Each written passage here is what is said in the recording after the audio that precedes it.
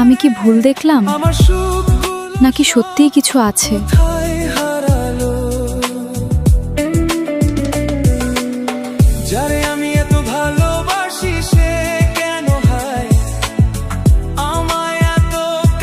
কি হইছে? তুমি এত চুপ কেন? কিছু না। মন খারাপ নাকি? না, আজ তোমার একটা মেয়ের সাথে দেখছিলাম।